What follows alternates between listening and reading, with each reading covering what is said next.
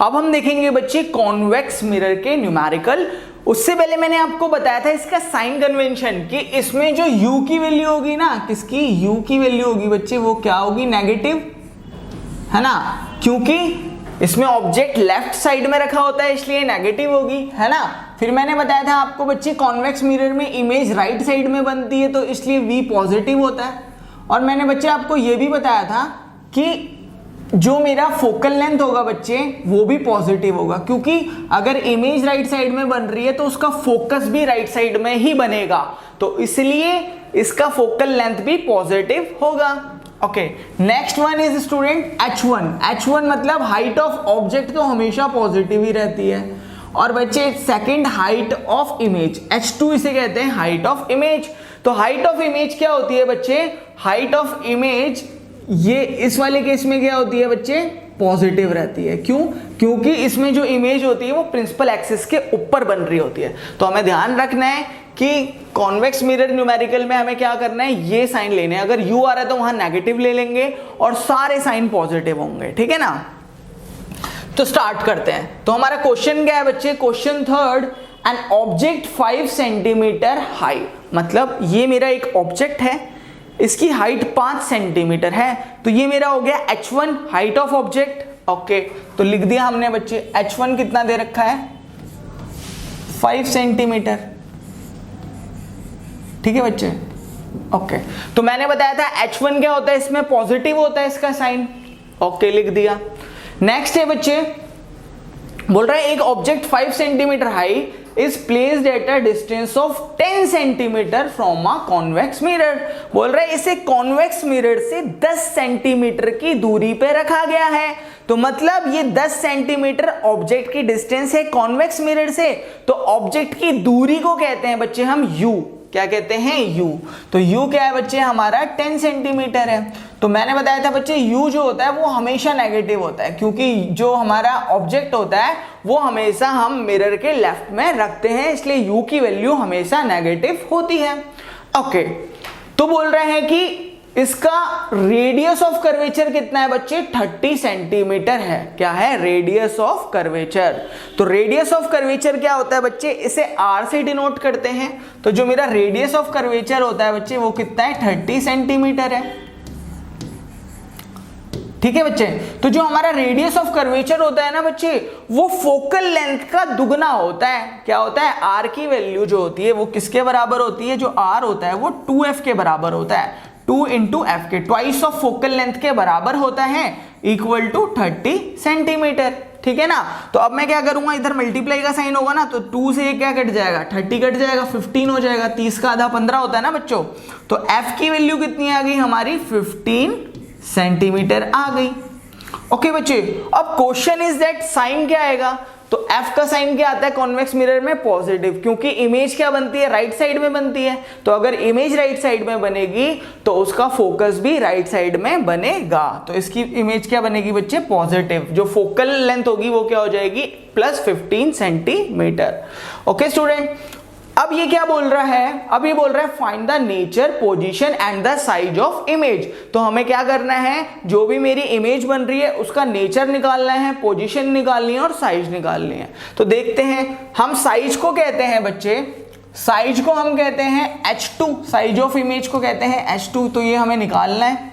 Okay, हमें निकालनी है position of image, position of image को हम कहते हैं v, मतलब इमेज कॉन्वेक्स मिरर से कितनी दूरी पे बन रही है वो होता है v, वो निकालना है।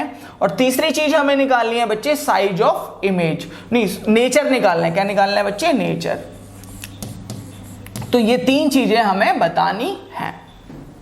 तो हमें क्या निकालना है स्टूडेंट, हमें निकालनी है हाइट ऑफ इमेज, हमें निकालना है पोजीशन ऑफ इमेज मतलब v, और हमें निकालना है नेचर कि इमेज बनेगी उसका नेचर क्या होगा, ठीक है। तो चलिए स्टूडेंट स्टार्ट करते हैं। हमें पता है मिरर फॉर्मूला, मिरर फॉर्मूला क्या होता है बच्चे, ये होता है 1/v प्लस में 1/u इक्वल टू 1/f, ठीक है बच्चे। अब हमें क्या निकालना है, सबसे पहले v निकालना है, v निकालना है ना बच्चे, हमें पोजीशन ऑफ इमेज निकालनी है। तो पोजीशन ऑफ इमेज निकालनी है तो हम क्या करेंगे, v को अकेला छोड़ेंगे। क्या करेंगे बच्चे, v को अकेला छोड़ेंगे और क्या कर देंगे, इस u को उस तरफ ले जाएंगे, तो ये क्या हो जाएगा 1/f minus 1/u। Okay student, तो अब स्टार्ट करते हैं इसकी वैल्यू पुट करना। तो 1/v इक्वल टू 1/f की वैल्यू कितनी है बच्चों, f की वैल्यू है 15, कितनी है 15। ओके, f की वैल्यू कितनी है 15 माइनस 1 अपॉन में u की वैल्यू कितनी है बच्चों -10, कितनी है -10। ओके, तो अब ये हो जाएगा 1/v इक्वल टू 1/15। बच्चे अब मैंने बताया था ना कि ये माइनस एक बलून की तरह होता है जो उड़ता है, तो ये माइनस ऊपर जाएगा, माइनस इंटू माइनस प्लस हो जाएगा, तो ये क्या हो जाएगा +1/10। तो यहां हमें क्या देखने को मिला बच्चे, 1/v 15 और 10 का एलसीएम लेंगे तो कितना आ जाएगा 30 आ जाएगा, अपॉन में 15 2 जा 30 होता है और 10 3 जा क्या होता है 30 होता है। ओके, तो अब क्या बन गया बच्चे, 1/v की वैल्यू कितनी आ गई 5/30, दैट विल बी द 1/6, 5 1 जा 5, 5 6 जा 30। तो यहाँ पे हमारी v की वैल्यू क्या आ जाएगी बच्चे, क्रॉस मल्टीप्लाई करेंगे तो v की वैल्यू आ जाएगी +6, ठीक है ना। तो यहाँ पे क्या हो गया बच्चे, जो मेरी इमेज बन रही है वो 6 सेंटीमीटर प्रिंसिपल एक्सिस से ऊपर बनेगी, ठीक है स्टूडेंट। तो ये तो होगी मेरी क्या बच्चे इमेज, है ना, हमने v निकाल दिया।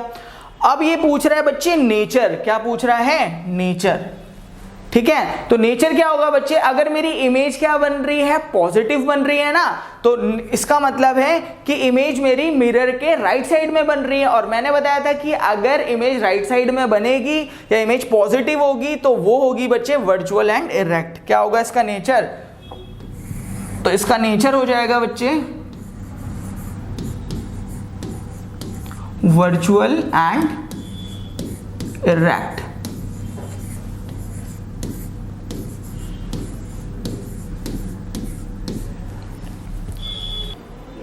अब हमें निकालनी है student height of image, that will be the h2। तो कैसे निकालेंगे, तो हमें पता है बच्चे मैग्निफिकेशन का फॉर्मूला होता है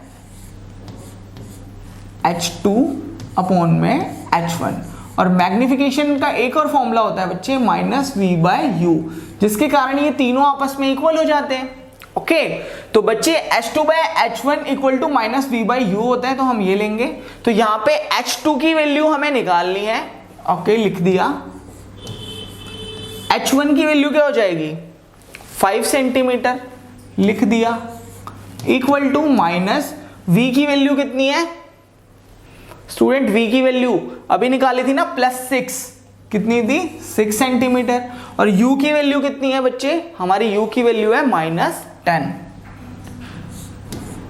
ओके, तो अब क्या हो जाएगा बच्चे, माइनस से माइनस कैंसिल हो जाएगा, तो यहाँ पे क्या बच जाएगा बच्चे 5 1 जा 5, 5 2 जा 10 और 2 1 जा 2, 2 3 जा 6। तो h2 की वैल्यू कितनी होगी बच्चे 3 सेंटीमीटर, मतलब जो मेरी इमेज बनेगी वो प्रिंसिपल एक्सिस से 3 सेंटीमीटर ऊपर बनेगी। बच्चे अब हम पढ़ेंगे रिफ्रैक्टिव इंडेक्स के न्यूमेरिकल, ठीक है। तो यहाँ पे हमें क्वेश्चन क्या है बच्चे, light enters from air into glass, मतलब लाइट एयर से ग्लास में आ रही है, तो हमें पता है बेंड करेगी बच्चे। प्लेट हैविंग रिफ्रैक्टिव इंडेक्स 1.50, तो क्या बोल रहा है बच्चे, इसका जो रिफ्रैक्टिव इंडेक्स है वो क्या है बच्चे 1.50, और हमें पता है कि हम रिफ्रैक्टिव इंडेक्स को किससे डिनोट करते हैं n से, तो हमें n की वैल्यू दे रखी है 1.50। ओके बच्चे, ओके, अब अगला क्या बोल रहा है कि what is the speed of light in glass, बोल रहा है कि ग्लास में स्पीड ऑफ लाइट क्या होगी, तो मैंने इसको लिख दिया एस ग्लास, मतलब speed of light in glass, ठीक है ना, इसको मैंने ये लिख दिया एस ग्लास। तो ये हमें निकालना है। और क्या बोल रहा है बच्चे, speed of light in the vacuum और एयर इज 3 × 10⁸ बोल रहा है कि जो लाइट की स्पीड एयर में या वैक्यूम में होती है ना बच्चे, वो कितनी है 3 × 10⁸।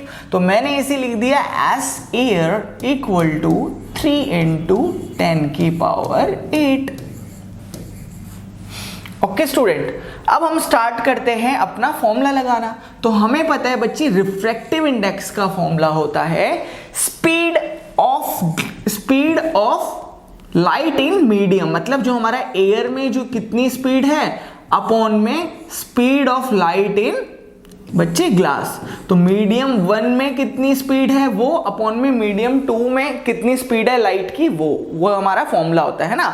मीडियम फर्स्ट मीडियम है हमारा एयर से ग्लास में लाइट जा रही है ना, तो speed of light in air upon में speed of light in glass. Second medium है ग्लास।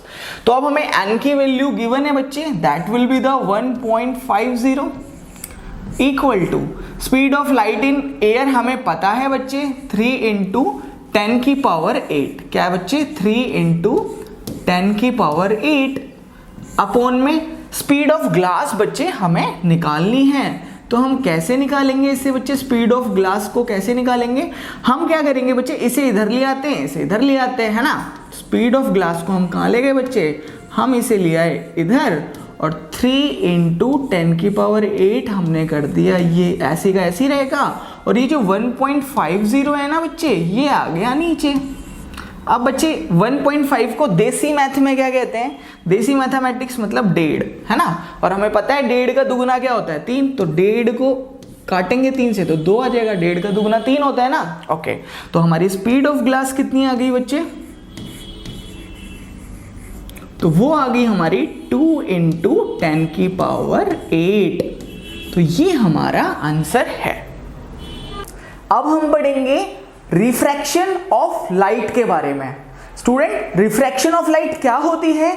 जब हमारी लाइट एक मीडियम से दूसरे मीडियम में जाती है ना, तो क्या होता है, उसकी वेलोसिटी चेंज हो जाती है, जिसके कारण हमारी लाइट बेंड हो जाती है, जिसे हम रिफ्रैक्शन ऑफ लाइट कहते हैं। अब हम पढ़ेंगे कि रिफ्रैक्शन ऑफ लाइट हमें कहां कहां देखने को मिलती है। इसका एग्जाम्पल है स्टूडेंट, अगर हम किसी पानी की बाल्टी में किसी स्टिक को डुबाएंगे या इमर्ज करेंगे तो आपको देखने को मिलेगा कि वो स्टिक ना टेढ़ी नजर आ रही है, बेंड नजर आ रही है। ऐसा क्यों? क्योंकि रिफ्रैक्शन ऑफ लाइट के कारण। क्या होता है स्टूडेंट, इसमें जो हमारी लाइट है ना, पहले वो एयर में ट्रेवल कर रही होती है, फिर वो एयर से जैसे ही पानी के अंदर जाती है ना, उसकी वेलोसिटी चेंज हो जाती है। जैसे ही उसकी वेलोसिटी चेंज हो जाती है तो मेरी लाइट क्या होती है स्टूडेंट, बेंड कर जाती है, और इसलिए हमें जो लकड़ी है वो टेढ़ी नजर आती है। इसका सेकंड एग्जांपल है स्टूडेंट, अगर हम किसी पानी में सिक्के को रखें, ठीक है स्टूडेंट, तो हमें क्या देखने को मिलेगा कि जो वो सिक्का है ना, वो अपनी असली पोजीशन से हमें ऊपर देखने को मिल रहा है। ऐसा क्यों होता है? रिफ्रैक्शन ऑफ लाइट के कारण। स्टूडेंट, कभी आपने क्या तालाब देखा है? देखा होगा, तो वो हमें देखने में कैसा लगता है, कम गहरा लगता है ना। हाँ, ऐसा क्यों होता है? ये भी रिफ्रैक्शन ऑफ लाइट की वजह से होता है। अब हम पढ़ेंगे टाइप्स ऑफ मीडियम, मतलब मीडियम कितने टाइप के होते हैं। स्टूडेंट, जो हमारा पहला मीडियम होता है वो होता है rarer medium and second one is denser medium. आइए इनके बारे में जानते हैं। तो स्टूडेंट, हमारा रेयरर मीडियम क्या होता है? ये एक ऐसा मीडियम होता है जिसमें लाइट की जो स्पीड होती है ना, वो ज्यादा होती है, इसलिए इसे हम रेयरर मीडियम कहते हैं। और रेयरर मीडियम की जो डेंसिटी होती है ना बच्चे, वो कम होती है। इसका एग्जांपल है जैसे कि हमारा एयर है। क्या है स्टूडेंट? एयर है और वाटर है। तो एयर जो है बच्चे, वो रेयरर मीडियम है एज कंपेयर टू वाटर, ठीक है ना। मतलब एयर की डेंसिटी कम है पानी के मुकाबले, और एयर में जो लाइट की स्पीड है वो ज्यादा है as compare to the water. अब हम बात करते हैं हमारे नेक्स्ट मीडियम की, जो कि है डेंसर मीडियम। डेंसर मीडियम क्या होता है स्टूडेंट? ये एक ऐसा मीडियम है जिसमें लाइट की स्पीड क्या होती है, कम होती है। आइए एग्जांपल से समझते हैं। जैसे कि मेरा स्टूडेंट एयर और वाटर, तो जो हमारा वाटर है बच्चे वो डेंसर मीडियम है, और जो एयर है बच्चे वो रेयरर मीडियम है। ऐसा क्यों? क्योंकि जो मेरी वाटर है उसकी डेंसिटी ज्यादा होती है, एयर की डेंसिटी कम होती है, और वाटर में जो स्पीड ऑफ लाइट है वो क्या होती है, कम होती है, और एयर में जो स्पीड ऑफ लाइट है बच्चे वो ज्यादा होती है। अब हम देखेंगे कि अगर एक लाइट एक मीडियम से दूसरे मीडियम में जाती है तो हमें क्या क्या देखने को मिलता है। तो इसका फर्स्ट केस है स्टूडेंट कि अगर एक लाइट रेयरर मीडियम से डेंसर मीडियम में जाएगी तो वो क्या होगी, वो नॉर्मल की तरफ बेंड हो जाएगी। ठीक है स्टूडेंट, इसे एग्जांपल से समझते हैं।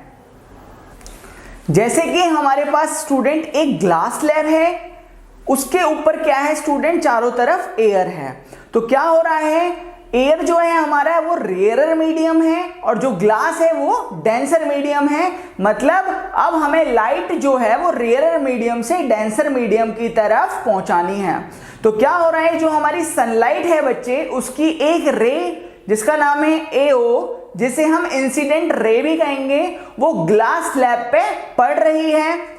तो जैसे ही वो ग्लास स्लैब पे ओ पे एंटर कर रही है तो उसके परपेंडिकुलर हमने एक लाइन खींच दी जिसे हमने कहा नॉर्मल।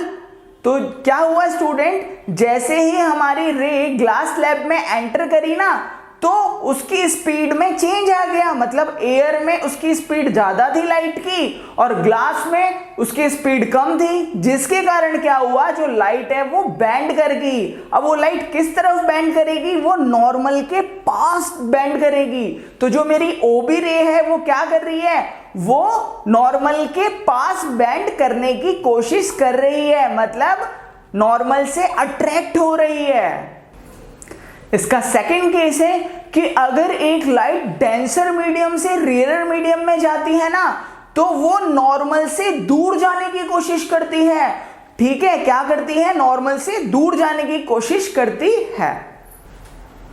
इसका एग्जाम्पल है स्टूडेंट, हमारे पास एक ग्लास स्लैब है और बाहर क्या है बच्चे, एयर है। इस बार जो लाइट है ना वो ग्लास स्लैब से एयर की तरफ जाएगी। जो हमारा ग्लास है वो क्या है बच्चे, डेंसर मीडियम है, मतलब उसकी डेंसिटी ज्यादा है और उसमें लाइट की स्पीड कम होती है। और जो मेरा एयर है बच्चे वो एक रेयरर मीडियम है, मतलब एयर में लाइट की स्पीड ज्यादा होती है और उसकी डेंसिटी कम होती है। आइए जानते हैं लाइट कैसे ट्रेवल करेगी। तो क्या हुआ, जो मेरी लाइट थी ना वो ग्लास के अंदर से ट्रेवल करी, ए से लेके ओ तक आई, जिसे हम इंसिडेंट रे कहेंगे। तो मैंने बताया था जैसे ही अब ये इस मीडियम से बाहर निकलने की कोशिश करेगी ओ पे, तो हम क्या कर देंगे, एक नॉर्मल लाइन खींच दी। ओके, तो मैंने बताया था कि जैसे ही ये दूसरे मीडियम में जाएगी इसकी स्पीड में चेंज हो जाएगा, मतलब ग्लास में इस लाइट की स्पीड कुछ और होगी और एयर में इसकी स्पीड क्या हो जाएगी, बढ़ जाएगी। तो जैसे ही मेरी ये लाइट स्टूडेंट ग्लास से एयर की तरफ जाएगी तो उसकी स्पीड बढ़ने के कारण लाइट क्या हो जाएगी, बेंड कर जाएगी। और जैसे ही लाइट बेंड करके बाहर जाएगी तो आप देख पा रहे होंगे वो नॉर्मल से दूर जाने की कोशिश कर रही है। अब हमारा नेक्स्ट टॉपिक है student, components in refraction of light. मतलब अगर कोई भी लाइट का रिफ्रैक्शन होता है तो उसमें कौन कौन सी कंपोनेंट बनते हैं। हम इसका एग्जांपल लेंगे स्टूडेंट कि एक लाइट ना एयर से ग्लास में जा रही है। किस में जा रही है, एयर से ग्लास में। तो जैसा कि आप फिगर में देख पा रहे होंगे यहाँ पे हमारे पास क्या है बच्चे, एक ग्लास है, ठीक है, और इसके चारों तरफ एयर है। तो स्टूडेंट जो हमारी एओ रे है ना वो एक इंसिडेंट रे है। कौन सी रे है, इंसिडेंट रे है। ये एयर में ट्रैवल कर रही है इसलिए इसकी स्पीड ज्यादा होगी, क्योंकि एयर एक रेयरर मीडियम है और रेयरर मीडियम में जो लाइट की स्पीड होती है बच्चे वो ज्यादा होती है। अब जैसे ही ये लाइट रे बच्चे एओ है ना, जैसे ही ये ग्लास में एंटर करेगी तो इसके एंट्री पॉइंट ओ पे हम एक नॉर्मल खींच देंगे। नॉर्मल स्टूडेंट हम ग्लास के परपेंडिकुलर खींचते हैं। ओके, तो जैसे ही बच्चे ये लाइट रे एओ ग्लास के अंदर एंटर करेगी ना तो इसकी स्पीड कम हो जाएगी। क्यों, क्योंकि ग्लास जो है वो एक डेंसर मीडियम है और डेंसर मीडियम में जो लाइट की स्पीड होती है बच्चे वो कम हो जाती है, जिसके कारण बच्चे वेलोसिटी में चेंज होने के कारण लाइट बेंड कर जाएगी। तो आप देख पा रहे होंगे कि जो मेरी रे ओबी है वो बेंड कर गई ना बच्चे। यस, तो इस तरीके से हमारा रिफ्रैक्शन ऑफ लाइट हुआ। तो ओबी बेंड कर गई मतलब ओबी का रिफ्रैक्शन हुआ, इसलिए इसे रिफ्रैक्टेड रे भी कहते हैं। अब जानते हैं इनमें कौन कौन से एंगल बनते हैं। तो इसका जो पहला एंगल है बच्चे वो है एंगल ऑफ इंसिडेंस, जिसे हम एंगल आई भी कहते हैं। ये हमें दिख रहा है बच्चे नॉर्मल और इंसिडेंट रे के बीच में बन रहा है, तो ये हमारा एंगल ऑफ इंसिडेंस होता है। इसमें जो नेक्स्ट एंगल बन रहा है बच्चे वो है angle of refraction. Angle of refraction क्या होता है बच्चे? ये एक ऐसा एंगल है जो रिफ्रैक्टेड रे और नॉर्मल लाइन के बीच में बनता है। अब हम देखेंगे स्टूडेंट कि अगर कोई लाइट एयर से ग्लास में जाए और फिर ग्लास से एयर में जाएगी तो क्या होगा, मतलब रेयरर मीडियम से डेंसर मीडियम में जाएगी and then from denser medium to rarer medium में जाएगी, तो कौन कौन से कंपोनेंट बनेंगे वो हम देखते हैं। तो जैसा कि आपको फिगर में दिख रहा होगा, हमारे पास एक ग्लास स्लैब है PQRS, इसके अंदर लाइट रे स्टूडेंट एंटर कर रही है एयर से ग्लास में एंड देन ग्लास से एयर में। तो आइए जानते हैं इसके कौन कौन से कंपोनेंट बनेंगे। तो सबसे पहले स्टूडेंट जो हमारी लाइट रे AO है ना, इसे हम इंसिडेंट रे कहते हैं। ये एयर में ट्रैवल हो रही है, इसलिए इसकी स्पीड क्या होती है बच्चे, ज्यादा होती है, क्योंकि एयर जो है एक रेयरर मीडियम है। जैसे ही ये लाइट स्टूडेंट ग्लास में एंटर करेगी ना, तो इसके एंट्री पॉइंट में हम एक परपेंडिकुलर लाइन खींच देंगे, उसको हम कहते हैं नॉर्मल। तो हमने n नाम की एक नॉर्मल लाइन खींच दी। तो स्टूडेंट जैसा कि हमें पता है, जैसे ही ये लाइट रे AO ग्लास के अंदर एंटर करेगी ना, तो इसकी स्पीड कम हो जाएगी। क्यों? क्योंकि ग्लास में लाइट की स्पीड क्या होती है, कम होती है, क्योंकि ग्लास एक डेंसर मीडियम है, जिसके कारण क्या होगा बच्चे, जो मेरी लाइट है वो बैंड कर जाएगी। ठीक है, अब क्वेश्चन ये है कि वो लाइट किस तरफ बैंड करेगी, मतलब नॉर्मल की तरफ करेगी या नॉर्मल से दूर जाएगी। तो आइए जानते हैं। तो जैसा कि लाइट स्टूडेंट हमारी एयर से ग्लास में जा रही है, मतलब रेयरर मीडियम से डेंसर मीडियम में जा रही है, तो लाइट जो है बच्चे वो नॉर्मल की तरफ बैंड करती है ना, तो इसलिए जो ये लाइट OB है बच्चे, ये नॉर्मल की तरफ बैंड कर रही है। तो जैसे ही लाइट OB अब बच्चे ये ग्लास से बाहर जाने की कोशिश करेगी, मतलब ग्लास से एयर में जाने की कोशिश करेगी, तो इसके एग्जिट पॉइंट B पे हम क्या करेंगे बच्चे, एक परपेंडिकुलर लाइन खींच देंगे N1 जिसे हम नॉर्मल भी कहेंगे। तो बच्चे जैसा कि हमें पता है, जैसे ही लाइट बाहर जाएगी ना एयर में, तो लाइट की स्पीड क्या हो जाएगी, फिर से बढ़ जाएगी, और लाइट की स्पीड बढ़ गई तो लाइट क्या हो जाएगी बच्चे, बैंड हो जाएगी। अब ये लाइट किस तरफ जाएगी, नॉर्मल के पास जाएगी या नॉर्मल के दूर जाएगी बच्चे, आइए समझते हैं। जैसा कि हमें पता है, इस बार लाइट जो है वो ग्लास से एयर की तरफ जा रही है, मतलब डेंसर मीडियम से रेयरर मीडियम की तरफ जा रही है। तो जो हमारी लाइट है बच्चे वो कहां होगी, अवे फ्रॉम द नॉर्मल, मतलब नॉर्मल से दूर जाएगी।